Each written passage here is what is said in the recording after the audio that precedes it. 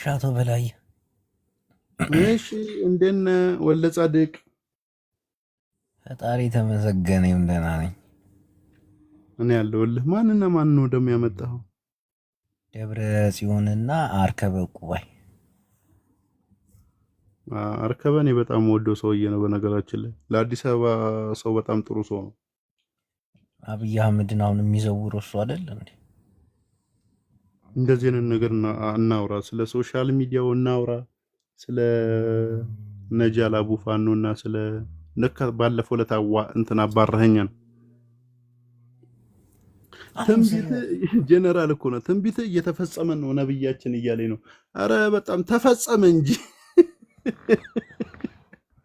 ደስ ብሏል። ግን አንተ እንዴት ደስ አይልም? አንተ ስማ፣ ሰው ተመሳሳይ መንገድ ላይ አባቴ በላይ በቀሎ ይገደል ሲባል ጭጭ ያለ ሁላ ይገደል ሲል የነበረ ሁላ እርስ በእርሱ እገሌ ይገደል አሁን የበላይ በቀለ ወየና አካውንትና ዝጋ ሲል የነበረ ሁላ አሁን እነ ጆከር ገብቶ የሞጣን አዘጉ፣ እነ እንትና ገብቶ የእንትናን አዘጉ። እንዴት ደስ አይለኝም? እግዚአብሔር መልስ ሲሰጥ ደስ አይልም? ግን አማራው በዚህ ደረጃ ግን ለምንድን ነው እንዲሆነው? አያሳዝን? እኔ እኮ አማራው እኮ እኔ ይኸውልህ አማራው አሁን አማራ ብለን ስናወራ እንደው ምድር ላይ ያለውን እኮ ትንሽ አሁን ምድር ላይ ያሉትን እኮ እነዚህ ሰዎች እኮ ስለማያውቋቸው እኮ ነው። እኔ አሁን ትንሽ የሚዘገንነኝ ምን መሰለ፣ ሁሌ ስናገር ሶሻል ሚዲያ ላይ ያሉ አማራንን የሚሉ በጠቅላላ አብዛኛው 90%ቱ ማፊደል የተሳናቸው አማራዎች ናቸው ነው የምለው ሁሌ። ግን አሁን መሬት ላይ ያሉትማ አብይ አህመድን እያግለበለቡት ሰሞኑን በተለይ እና 4 ቀን 5 ቀን ኃይለኛ ጦርነት አለ ታውቃለህ። እሱን እኔ አይመለከተኝም። እዛ ምድር ላይ ያለው ምድር ላይ ይሁን እሱን ስለ ምድር ላይ ስለ አብይ አህመድ የሚሆን ስለ ምድር ላይ ስላሉት አይመለከት። እዚህ ሶሻል ሚዲያ ላይ ግን ህዝብን በስድብ ነፃ እናወጣለን። በእናት እንዲህ ትሁን።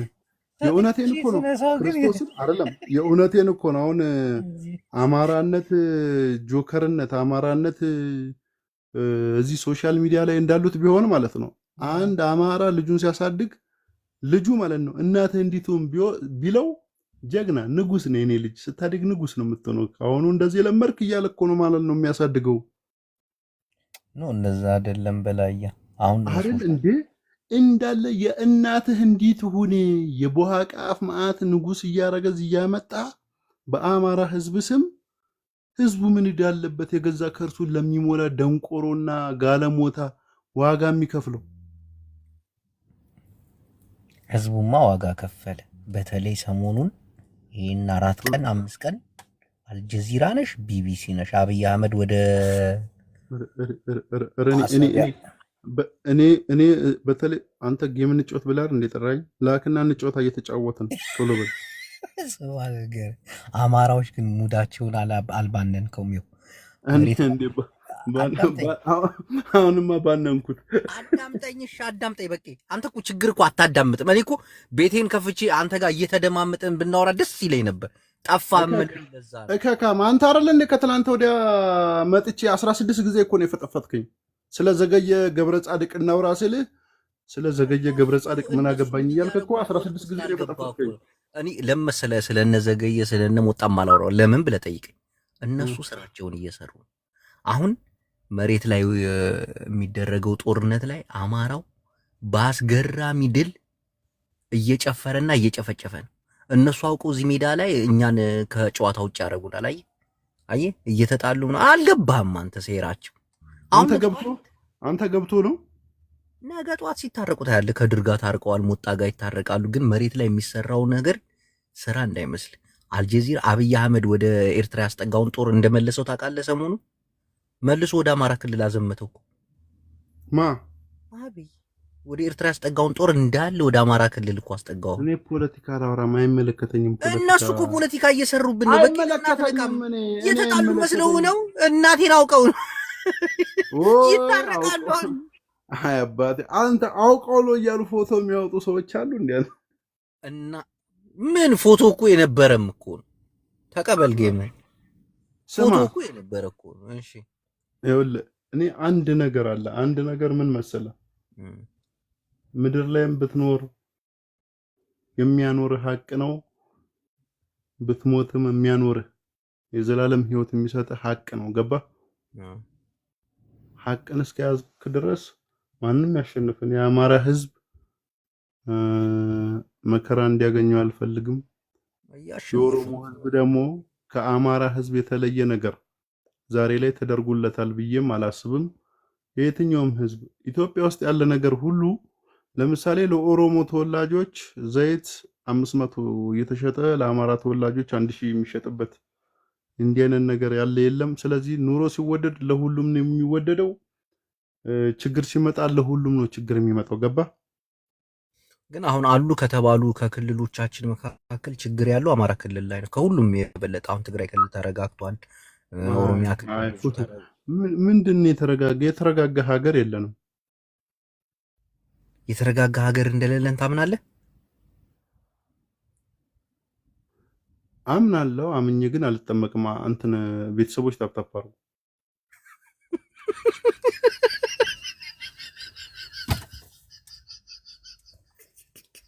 የተረጋጋ ሀገር እኮ የለንም እኮ። እንዴ ምንድን ነው ይሄ እኮ ፓርላማ ውስጥ ከሚበች ፍጥረት በቄ እንዴ የእውነቴን እኮ ነው። ስማ አሁን ፓርላማ ውስጥ ማለት ነው። ፓርላማ ውስጥም እኮ የኢኮኖሚ አለመረጋጋት አለ። አማራ ክልል ውስጥም ጦርነት አለ። ትግራይ ክልል ውስጥም ይኸው የሚነሳ ነገር አለ። ኦሮሚያ ክልል ውስጥ ጦርነት አለ። ኤርትራ ጋር አሁን ጦርነት አለ እየተባለ ነው። በዚህ ነገር ውስጥ መሀል ላይ የተረጋጋ ነገር እኮ ሊኖር እኮ አይችልም። የተረጋጋ አይደለም ሀገሩ። ለዚህ ሁሉ አለመረጋጋት ግን መንግስት ተጠያቂ እንደሆነ ታውቃለህ? ለዚህ ሁሉ አለመረጋጋት ሰው መጀመሪያ ያለበት ከቤቱ። ቆይ ለዚህ ሁሉ ተጠያቂ መንግስት ምን አደረገ? መንግስት ያረገው ልንገር አይደለም። መንግስት እናትህ እንዲትሁን እየተባባልክ ብሔር ከብሔር እየተሰዳደብክ ውለህ እደር ብሏል እንዴ? አሁን ለምን ወደዛ ትሄዳለህ? አሁን ስለ ኢኮኖሚ አላለማ ሁሉን ነገር መንግስት ላይ አትለጥ። አዳም በቂ ዝም ብለህ እሪው አፋፌን ካልከኝ እኔ ማውራት አልችልም። ይኸው መንግስት አሁን እያወራን ያለ ነው ስለ ተሳዳቢዎች ሳይሆን ስለ ኢኮኖሚው፣ ስለ ጦርነቱ አይደል? ስለ ግጭት ኦሮሚያ ክልል፣ ስለ አማራው፣ ስለ ኤርትራ ምናምን ከሆነ ዋናው ተጠያቂ መንግስት ነው። ምን አገባኝ እኔ ስለ መንግስትም ስለ ስለ ሀገሪቱም አያገባኝም። እኔ እናንተ ስለ እኔና አንተ እናወራ። ሶሻል ሚዲያ ላይ ነው ያለ ነው። ሶሻል ሚዲያ ላይ ስላለው ኢሹ ብቻ እናወራ። የምትፈልገው ስለነዘገየ ነው። ስለነዘገየ ገብረ ጻድቅ እኔ ደግሞ በዛ ደረጃ ወርጄ ማውራት አልፈልግም ነው አይደል እንዴ? እኔ ደግሞ በዛ ደረጃ ላይ ያለው ሰው ነኝ። እንደዛ ከሆነ እኔ ደግሞ ከፍ ብዬ ማውራት አልፈልግም። እሺ አንድ ነገር ልንገር አሁን ስለሌላ አንተንም የሚመጥን ወሬ ነው። አዳምጥ። ጌታቸው ረዳ አሁን ጌታቸው ረዳ ያስፈራል እንዴ? ብልጽግና ነው የሚያስፈራው። ጌታቸው እንዴት ያስፈራል? እኔ ስለ ግል እንትን ስለ ፖለቲካው ስለ ፖለቲካን ያላወራም። ፖለቲካ እኮ አይደለም። እና ጌታቸው ረዳ ምንድን ነው ብለህ ጠይቀኝ። ይኸው ጌታቸው ረዳ ጊዜያዊ የትግራይ መንግስት ፕሬዝዳንት ነበረ። እሺ ቤተሰቦች ታፕታፕ አድርጉ እንጂ። በጦርነቱ ጊዜ ጠቅላይ ሚኒስትር አብይ አህመድን ከዘለፋቸው ስም ካወጣላቸው እሱ ከተናገረው ንግግሮች አይመለከተኝም። እኔ አይመለከተኝም። እስካሁን በሚዲያ እየተቀባበሉ የጌታቸውን ንግግር አብይ አህመድን በመሳደብ አብይ አህመድ በዚህ ቂም በመያዝ አዳምጠኝ ልጨርስ። እኔ አይመለከተኝም። እነሱ ተሰዳደቡ፣ እነሱ ታረቁ፣ እኛንም አሰዳደቡን፣ እኛ አልታረቅንም። አይመለከተኝም። አይገርምም? ግን ሁለቱ ተጣልተው እኔ እናንተን አይገርመኝም። ታርቀው ግን እኔ እናንተን አይመለከተኝም እንዴ መብቴ ነው። ለራስ ከገረመ የሚገርመው ሰው ጋር ይሄር ካውራ። እኔ አይመለከተኝም ይሄ ነገር ታይዘልችበታለሁ። አይመለከተኝም ፖለቲካ። ወደ ሌላ ሊድ ብሪጅስቶን የምትባለው የሞጣ ቃል አቀባይ ፎቶዋን አየሁ። ደስ አላ ፊት ፈገግ አለ። እሷን ድሮ ነው ማውቃት። አቋሟ እንዴት አየሁ። ችግር የለም። አቋሟን ከሀሳቧ እኮ ማወቅ ይቻላል። እኔ ግዴታ አይቼ አይደለም መገመት የምችለው። ይሄን በኦሮሞ ቁረጠው ፍለጠው ስትል የነበረች ይችን ጉንዳን የምታገዝ ሴትዮ እንዴት አያት ግን? በእናትህ እንደዛ ነው እኮ ሰውን እኮ መገመት ትችላለህ። ሰው ንግግሩ ላይ ነው የሚገመተው። የሞጣ ቃል አቀባይ በስማ ዋሽንት አይደል እንዴ የምትመስለው? ዋጋ አንተ የታያት ግን ዛሬ ነው እንዴ አያት? እኔ እኮ በፊትም እኮ ወጥቷል እኮ ፎቶዋ። ዛሬ አይቻት ሽንዲን ሽንት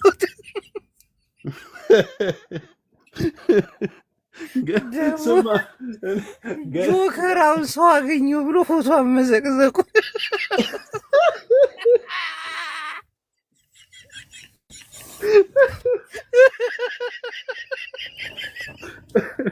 ደከምኩኝ ዛሬ።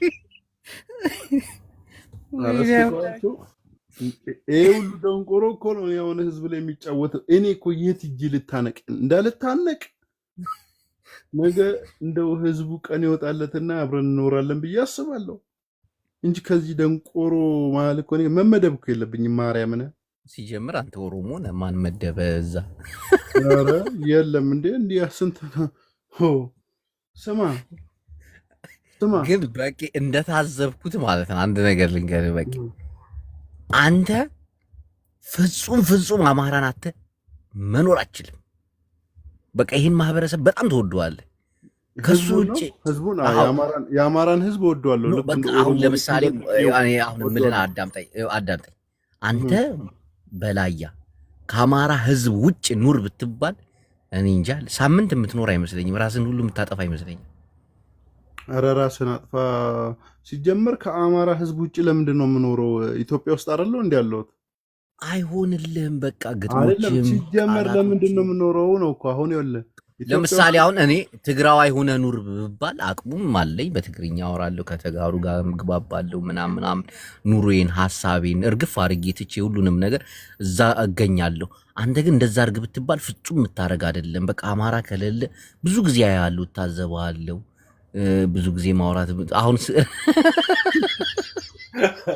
እኔ እባክህ ስማ፣ እኔ ነብያቸው ነኝ ይላል። ነብይ በይ በፍቅር የምትወዳቸው እንጂ እንዴ ቀላል። አማራ ግን በላያ ይሄን ያክል እንደሚወዳችሁ ብታውቁ ግን የሆነ የማንንም ፍየል ጠባቂ ንጉሥ አታረጉም ነበር። በጣም ነው በቃ ካለ እነሱ አይሆንልም። እኔ ብዙ ጊዜ ታዝቤያለሁ። ኧረ ዝም በል እባክህ አንተ ነህ 24 ሰዓት ሙሉ። አሁን እኮ አንተ ስለ ማን ነው አላወራም። ለካ ፖለቲካ እንዴ ከአማራ ውጭ እናወራ በለኝ። አላወራም። ስለ ትግራይ እናወራ በለኝ። አይ አላወራም። ወጥሬ ነው የማወራ። እናቴ ምን ታውቃለህ አንተ? አንተን እኮ ከነ ደብረ ጽዮን ጋር እኮ የምደዋወል ሰው እኮ ነኝ። ለምንድን ነው በዚህ ደረጃ የምትንቀኝ?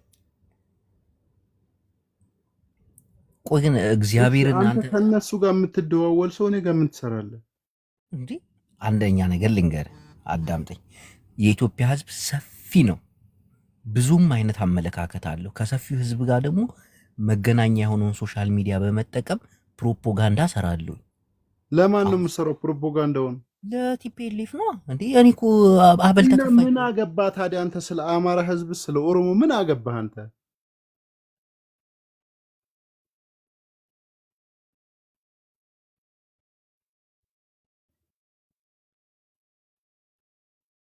አሬት ደግሞ ኔትወርክ እንትን አለብኝ፣ ይቅርታ። ምን አልከኝ? ምን አገባህ አንተ? ስለ ቲፒኤልኤፍ ፕሮፓጋንዳ ስራ። ስለ አማራ ህዝብ ስለ ኦሮሞ ህዝብ ምን አገባህ?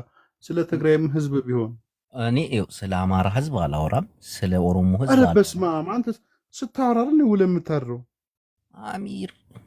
አሙሪ እንዴት ነሽ? ኖ እኔ አላወራም። የትግራይን ፖለቲካ ይጠቅማል ብዬ ባሰብኩት አጀንዳ ላይ አሁን ለምሳሌ በኦሮሞዎች ላይ ገብቼ አወራለሁ። ይጠቅማል ያልኩትን ነገር በአማራው ላይም ገብቼ እኔም ደግሞ የኦሮሞ ፖለቲካን ይጠቅማል በምለው ጉዳይ ላይ ነው የማወራው። አታወራም፣ ትፈራለህ። ፖለቲካ አታውራኝ ምናምን ያልክ አንተ እናቴን ደስ ያለህን ነገር አውራኝ። እኔ የምፈራ ከመሰለ አውራኝ። አሁን ላውራ አውራኛ ሆነ። እሺ የባህር በር ያስፈልገናል ብሎ አብይ አህመድ ወደ አሰብ ያስጠጋውን ጦር ለምንድን ነው መልሶ ወደ አማራ ክልል ያስጠጋው? እንደዛ አላደረገም። እናቴን ተጠጋ ተመልሶ እኔ ምን አገባኝ ስለ ጦር ያገባኝ ሌላ ነገር ነው። እኔ ጦር ምናምን ነው የሚመቸኝም ሆነ ምን አይመለከተኝም። እኔ ምን እንደዚህ አይነት ነገር ሌላ ቦታ ጨርስ ምን አገባኝ። ገለልተኛ የሚባል አካል ታውቃለህ? ድምፀታ ነው ኖ አይደለም ፈርቼ አይደለም እናቴን እኔ አልፈራም። እኔ ይኸውልህ ይፈራል ካልክ ደስ ያለኝ አሁን በዚህ ጉዳይ ላይ አውራ ብትለኝ እኔ አሁን እተነትናለሁ፣ አወራለሁ፣ አልፈራም። እና ሌላ ቦታ ሄድ አውራ። እኔ ቤት ነው እንደምታወራው ከኔ ጋር ሆነ መችሽ አባት እንደዛ ካልሽ ወደ ሌላ እንሂድ። ወደ ዘገየ ለምን አንሄድም? ዘገየ ገብረ ዘገጋ ላይ እንግዲህ ስለሱ እናውራ።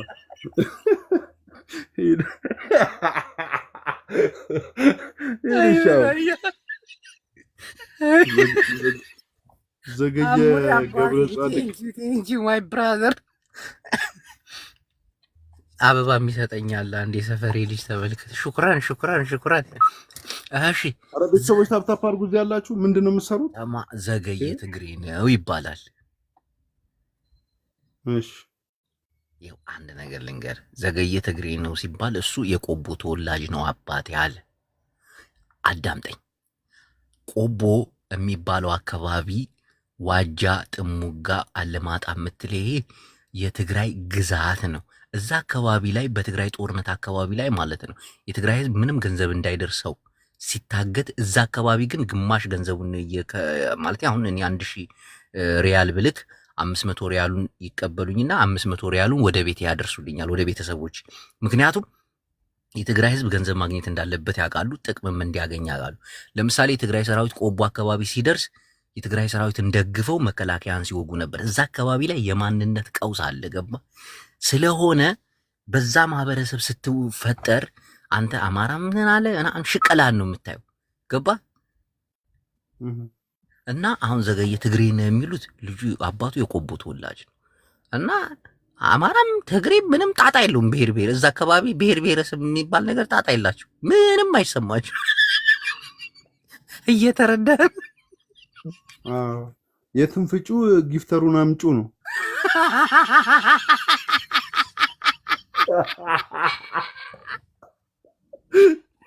አብራራውልህ እኮ በትግራይ ጦርነት ላይ አልኩ እኮ መንግስት ምንም አይነት ገንዘብ ወደ ትግራይ እንዳይገባ ሲያግድ እዛ ይሄ ቆቦ አለማጣ ምናምን የምትለው ወደ ትግራይ ግማሽ ብር ተቀብለው ግማሽ ብር ይሰጡ ነበር፣ ገባ? መግባት ስላለበት ማለት ነው። ከመቀሌ ደግሞ ሰራዊቱ መጥቶ እዚህ ቆቦ ላይ ሲደርስ ደግሞ አብረው ከቲፒኤልኤፍ ጋር ቆመው ማለት ነው ከትግራይ ሰራዊት ጋር ቆመው የመከላከያን ሳሯሩጡት የነበሩ ሰው ናቸው። አይ እነሱ በብሔር አያምኑ። በቃ በሆነች ጥቅም ምናምን በቃ እዚህ አካባቢ ያሉት ሰዎች ብሔር ብትላቸው መስሚያቸው ጥጥ።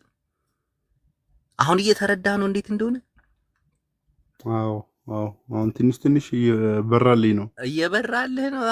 ይሄንን በደንብ ማወቅ አለብህ።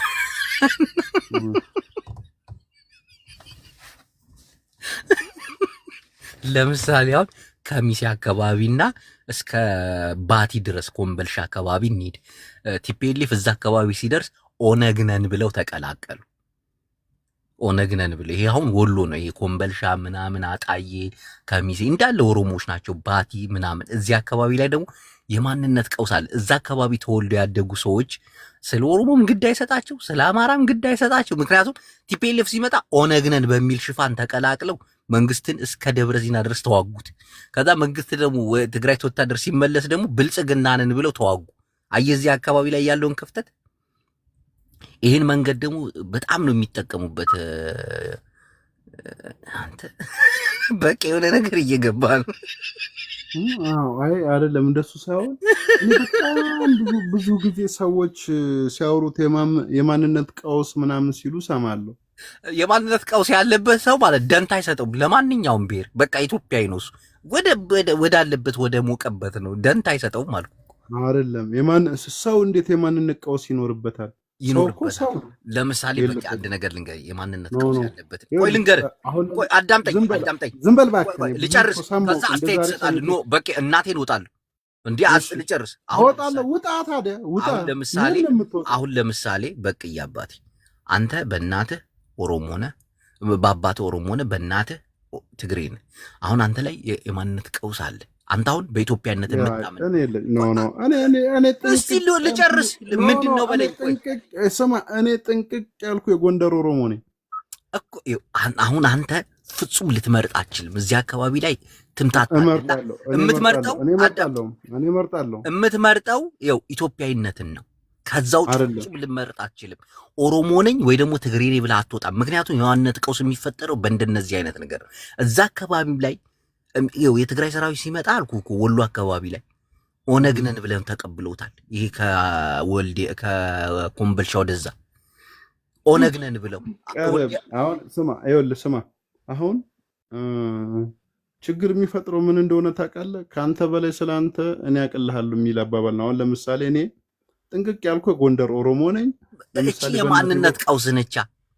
እቺ በእናትህ ትግሬ ነህ በአባት ኦሮሞ ነህ፣ አንዱን ምረጥ ብትባል አትመርጥም። የማንነት ቀውስ የሚፈጠረው ከዚህ ነው። እኔ በአባቴ ኦሮሞ ነኝ። አሁን ለምሳሌ ጅቦ በእናቴ የጎጃም ትግሬ ነኝ ለምሳሌ። በቃ ቻያት ራስን መደበቂያ ውስጥ ነው። ዘረኝነት መጥፎ እንደሆነ አውቃለሁ። በጣም ለሰው ልጅ አስፈላጊ በነገራችን ላይ የማንነት ቀውስ የሚኖርበት ሰው ያልሆነ ሰው ብቻ ነው። እኔ ሰው ነኝ። ሰው ስለሆንኩ የማንነት ቀውስ አይኖርብኝም። ምክንያቱም ማንነቴን ጠንቅቄ አውቃለሁ። በአባቴ በኩል እስከ 7 ዘር አውቃለሁ፣ በእናቴ በኩልም እስከ 7 ዘር አውቃለሁ። ስለዚህ ቀውስ ሊኖርብኝ አይችልም። ብቻ እግዚአብሔርን አለብህ። እያስረዳው እኮ ልትረዳኝ አልፈቀድክም፣ ወይ ደግሞ ልታዳምጠኝ ፈቃደኛ አልሆንክም። አንተ አሁን ከትግራይና እኔ እኮ ምን እንደመረኝ ታውቃለህ? እኔ ጅዝብና መረኝ። ሶሻል ሚዲያ ላይ አንድ ጥያቄ ልጠይቅህ። እኮ ጅዝብና አንተ የተወለድከው ከእናትህ ትግራዋይ ከአባትህ ኦሮሞ ምረጥ ከሁለቱ ብትባል አንዱን መርጠ አትቆምም። አይ እመርጣለሁ። ስለዚህ ኢትዮጵያዊ ስለምመርጥ ነው። ማንን ትመርጣለህ? ሁለቱን ያገናኛቸውን ሰውነት እሱ አንድ ይባላል። አየህ ኖ አሁን አንተ በእናትህ ትግራዋይ አባትህ ኦሮሞ፣ ይሄ የማንነት ቀውስ ችግር ነው። አየው አይደል? ችግር እኮ ኢትዮጵያዊነትን ነው የምትመርጠው አይደል? አይ እዚህ መሀል ሁለቱን ያገናኛቸውን ሰውነት ገባ? ሰው የሚባል ነገር አለ። የኛ መቆሚያችንም መጣሪያችንም ሰው ነው። አሁን ለምሳሌ ስታንስ ነው ኢትዮጵያ የምትሆነው። ስታንስ ደግሞ ወደ ዘርቴ፣ ስታንስ ደግሞ ጎጥ ውስጥ ትገባለህ። ስታንስ ደግሞ መንደር ውስጥ ትገባለህ። ስታንስ ደግሞ ሰፈር ውስጥ ትገባለህ። ስለዚህ እኔ ደግሞ ያው የከፍታ ሰው ነኝ። ስለዚህ ምንም አይነት ነገር የለብኝም። እናትና አባቴን አንተ ሲጀመር ራስህ ቀውስ አለብህ። ለምሳሌ እኔን ቀውስነት አስረዳኝ። ለምሳሌ ጅቦ ምንድነው በለኝ። እሺ ጅብ ነህ ሰው የኢትዮጵያን ሕዝብ ጅብ ነኝ በማለት አሳምኘው ጅቦ እያለ ይጠራኛል። እንደዚህ አይነት ችሎታ ያለኝ ሰው ነኝ። ሰውነቴን ዘንግቶ ጅብነቴን አምኖ ተቀብሏል። ሁለተኛ ነገር ደግሞ በዘርህ ምንድነህ በለኝ። እሺ በዘርህ ምንድነህ? ሳላመነታ ግማሽ ኦሮሞ ግማሽ አማራ ሙሉ ትግራዋይ ነኝ አትበል።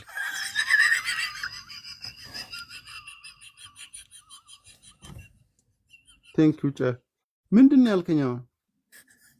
ግማሽ ኦሮሞ ግማሽ አማራ ሙሉ ትግራዋይ ነኝ። ታዲያ ትንሽ እንኳን ራራላኛ። ቢያንስ እንኳን በእናቴ በኩል ራራልኝ። የማይሆን ነገር እዚህ ቤት ውስጥ አታወራ። በሆነ በኩል በእናት በኩል እኮ አለብን። ምንም ቢሆን ምን ሆነ ነው? ዘር ከልጓም ይስባል ይባላል። የእውነቴን እኮ ነው። ራራልኝ ትንሽ። የማይሆን ወሬ አታወራ። በቃ የእውነቴን ነው። እና አሁን እየገባህ ነው አደለ? የማንነት ቀውስ ካለበት አንድ ሰው በሚያምነው በኢትዮጵያዊነቱ ነው። ያልተበደለ ያተጨቆነ ምናምን ግድ አይሰጠው። እና አሁን የነገርኩ አሁን ወሎ አካባቢ ላይ ከኮምቦልቻ እስከ አጣዬ ከሚሴ ምናምን የምትለው ቦታ የትግራይ ሰራዊት ሲገባ ኦነግ ነን ብለው አንተ ኮምቦልቻ እኮ ገና ኮምቦልቻ ምናምን አጣዬ ምን አገናኛቸው? ዝም ብለህ አንተ ራሱ ምንድን አንተ ሰላይ ነበርኩ ትላለህ። ምን የምታውቀው ነገር የለም እንዴ? ባቲ የሚባለውን ታውቀዋለህ? ኮምቦልቻን አለፍ ብለህ ተገንጥለህ ባቲ በሌላ መንገድ ኦሮምኛ ነው። አሁን ገርፋ ላይ የሚወራው ኦሮምኛ ነው። እኔ እኮ በደንብ ጠንቅቄ አውቃለሁ እኮ። ተው እንጂ ስማ፣ ኧረ ባቲ የሚለውን ዘፈን ታውቀዋለህ? ባቲ ገንደ ልዩ ምናምን የሚለው መሰለኝ። አሁን ታውቀዋለህ? ባቲ እዛ ውስጥ በብዛት ኦሮሞዎች እንዳሉ ታምናለህ? ታውቃለህ? አዎ አዎ እንዴ አሁን ገርፋ የሚባለው እንዳለ ኦሮሞዎች ናቸው። ወያኔ እዛ ሲደርስ ኦነግ ነን ብለው አብረው ተዋጉ።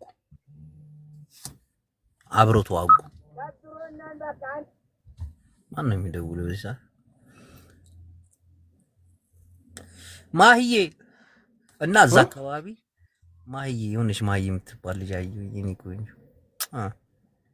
እና በቃ አይሆን አሁን ለማንኛውም ይኸው እሱን እንቶ ለምን መሰለ እኔ በአንድ ነገር አምናለሁ በህይወት የእውነቴን በአንድ ነገር አምናለሁ። ለምሳሌ ጉዞ አድዋ ተብሎ ወደ እስከ አላማጣ ድረስ በእግር ሄደናል። በዛው ስናልፍ ብዙ ማህበረሰቦችን አይተናል። አማራውን፣ ኦሮሞውን፣ ትግሬውን ምኑን አየነው። በምናርፍበት ቦታ ውስጥ ሁሉ ያለው ማህበረሰብ ሌላ ነው። ገባ? የዛኔ ለዛው በጣም ሞቅታ ነበር። ይሄ የጦርነት ሞቅታ ነበር። ህዝቡ ሌላ፣ ሶሻል ሚዲያ ላይ ደግሞ የህዝብ ቋሚ ነው የሚለው ሌላ ነው። ጠብቀኝ አንዴ በቃኝ።